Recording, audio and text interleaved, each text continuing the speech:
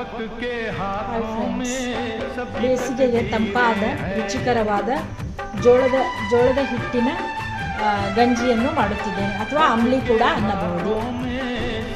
ಈ ಪಾತ್ರೆಯಲ್ಲಿ ಸ್ವಲ್ಪ ತುಪ್ಪವನ್ನು ಹಾಕಿದ್ದೇನೆ. ಇದಕ್ಕೆ ಸ್ವಲ್ಪ ಜೀರಿಗೆ ಮತ್ತು ಇಂಗನ್ನು ಹಾಕಿ ಆಮೇಲೆ ಕಲಸಿದ ಜೋಳದ ಹಿಟ್ಟಿನ ಇದು ಮಿಶ್ರಣವನ್ನು ಇದಕ್ಕೆ ಹಾಕುತ್ತೇನೆ. ಆಮೇಲೆ ಒಂದು ಸ್ವಲ್ಪ ಉಪ್ಪನ್ನು ಹಾಕಿ ಸ್ವಲ್ಪ ಹೊತ್ತು ಕುದಿಸಬೇಕು. ಕುದಿಸಿ ತಣ್ಣಗಾದ ನಂತರ ಇದಕ್ಕೆ ಮಜ್ಜಿಗೆ ಮತ್ತು ಈರುಳ್ಳಿ, ಕೊತ್ತಂಬರಿಯನ್ನು ಸೇರಿಸಿ ಕುಡಿಯಲು ಬರುತ್ತದೆ. ಹಾಯ್ ಫ್ರೆಂಡ್ಸ್, ಇದಕ್ಕೆ ಸ್ವಲ್ಪ ಜೀರಿಗೆಯನ್ನು ಮತ್ತು ಇಂಗನ್ನು ಹಾಕುತ್ತಿದ್ದೇನೆ.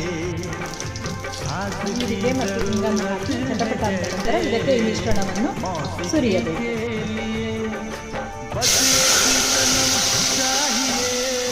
ಇದಕ್ಕೆ ಇನ್ನೂ ಸ್ವಲ್ಪ ನೀರು ಹಾಕಿ ತೆಳುವಾದ ಗಂಜಿಯನ್ನು ಮಾಡಿಕೊಳ್ಳೋಣ.